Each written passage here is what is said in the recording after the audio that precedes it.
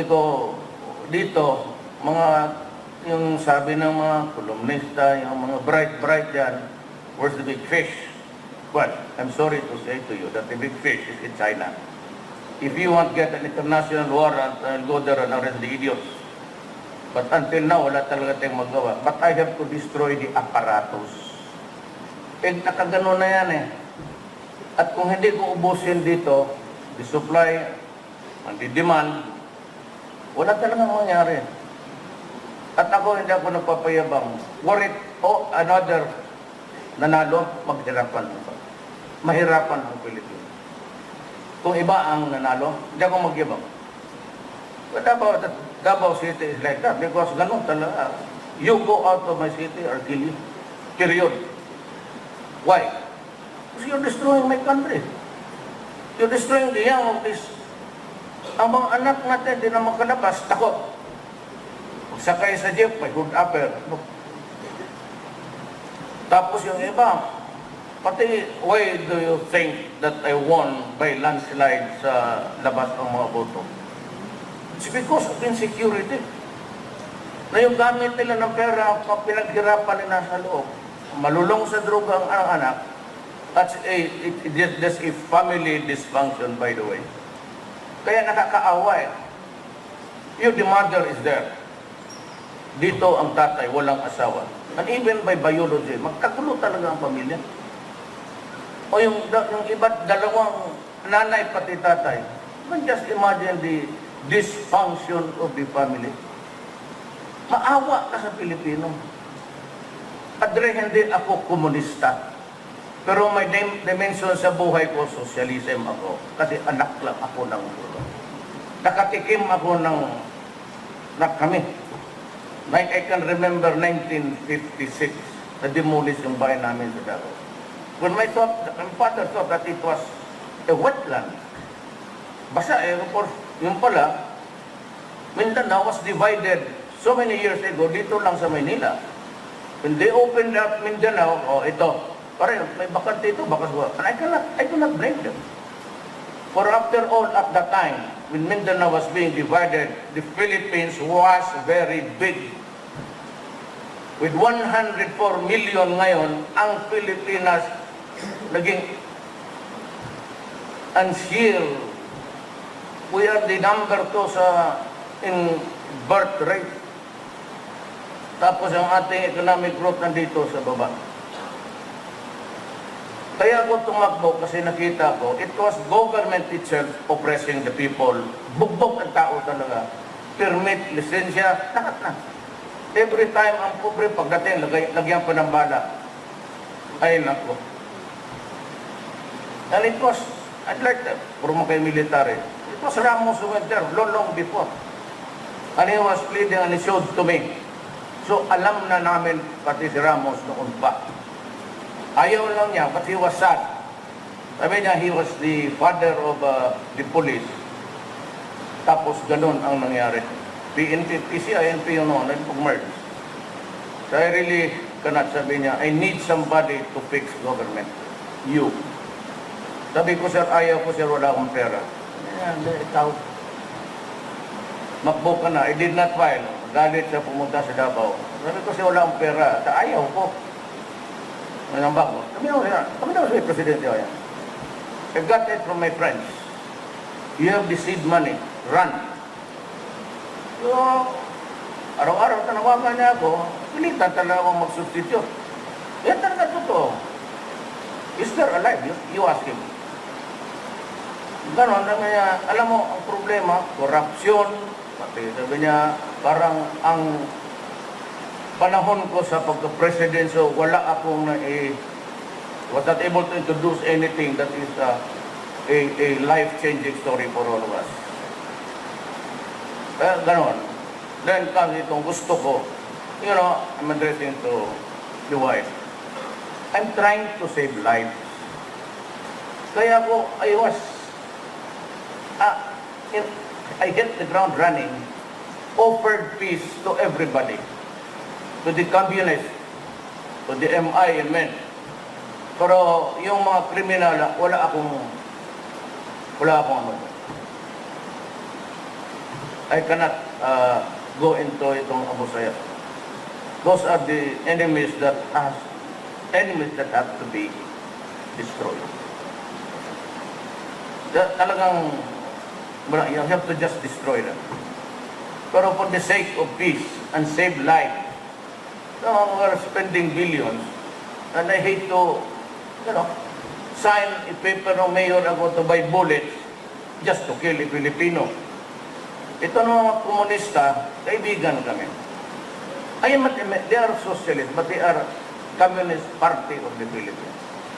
I am just socialist in my dimension kasi anak ako ng mahirap. I hate government and anyone oppressing the people. Kanimbala, yung mahirap, yung walang hindi malakas. Samantala naman kaming mga mayor, mga general, mga cabinet members, your wave of, maski magdala ka ng isang toneladang diamante dyan, o brilyante, baliwala yan, sir. Well, that is the kind of government that really eats into the core of our essence as a Philippine. Sa panahon ko, it will be clean. Gano'n yan. Talagang Congress, sinabi ko sa kanila, ayaw ng tao per barrel. You go into it, ayawan ko kung anong mangyari.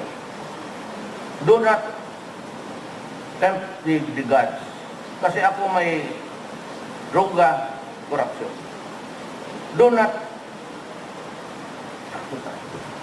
as far as I'd like to, gusto ko yung I operate within the law. Pero itong mga durugista, wala na. Itong corruption, paski saan? Lisensya, hanggang wala pa. Plate, wala pa. Bayad na yan, ha? 2 years ago, 3 years ago. Ano klase? Ang pobre magpunta ng clearance, pagbigay pa. Tapos yung pabalik-balik, wala dyan ng chief of office. Kaya ko, dito sa executive department, hindi ko kasi kontrolado yung Congress pati judiciary. Dito sa akin, pag wala ka dyan sa opisina mo, I will just dismissal. Ano yung illegal, pahala na. Basta punta ka ng korte kung gusto mo. Kung wala ka lang dyan, I'm warning everybody. I'd repeat the warning tomorrow. Na kung binayaran ka for 8 hours, do not shortchange the Filipino. So kung magtrabaho ko lang dyan, karami na after lunch break, hindi na bumabalik. Panood ng sine, small. So ang bayad namin, good for 8 hours, then you only report for 3 to 4 hours. That's swindling actually. You're swindling the Filipino people of their money. You are paid with a certain amount of certain hour. Di magtrabaho kayo. And apparently wala pa, pati itong contractualization. Itong mga kompanya, sabi ni Secretary Bebot Bilio kanina sa ANC, he would be employing more men to inspect and see the records. Kung ganon, walang mangyari dito. We do not have the warm bodies to go there and check. And, it will result in corruption again. Wala ako dyan wala tayo. Sabihin na papel, inspector, lagay mo lang dyan, tapos bigyan. So I cannot have it accurate because I know how this system operates. Patagal ako sa gobyerno isali mo, that's 40 years. Kasi pag kayong prosecutor ko, siguro 10 years. Tapos bulahin mga gano'n. Kaya ako bukas magdaan. Sundin ninyo ang batas na wala na ako ang inspeksyon o sarahan ko kayo. Mamili kayo. Wala nang inspeksyon. If there's a violation, I do not need to magsabi ang mga trabahante na hanggang ngayon, 5 months sila alit. Magkalitsihan na tayo. I do not care. Sabi ko nga, in this presidency, pinupusta ko, I'm putting at stake. My honor, my life, and the presidency itself. I will have to use your camps. Kasi it's only the military was a vast reservation dito sa mga lupa-lupa. I'm just asking for about 1 hectare of your camp. Total, siramahan ko naman ng 5 buwan yan. I will build itong mga rehab kasi itong mga 3 million, babalik yan doon sa industries, magpo-hold up na naman. Magpatay ng tao because they need the fix for the day. Nakita mo ngayon, medyo bumaba ang krimen kasi takot lahat. I'd like to remind you again that this is, hindi naman ako, ano nga kayo, Commander-in-Chief.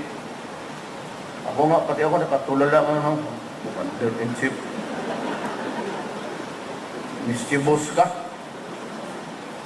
Ako, I will be with you, I will support you, at you will have everything that you would need to destroy the enemy. Yung si Kerry, nag-usap kami, human rights. I have a job to do. Let us go to another topic. Give me money. 32, iniwan siya, I give you $32 million. So, sabi ko kay Delvin Lorenzana, ano ang priority mo? Kasi maganda ang performance natin doon sa Sulu. At impressed ako sa nakuha natin. So, buy more. Bili ka pa ng marami. So, I have said my piece. Bari blow out ko na rin ito sa pagka-general ni Rolling, ha? Kasi general na yan siya. The orders were here. So, ito na lang ako sa... But from the time, I'd like to be with you. What?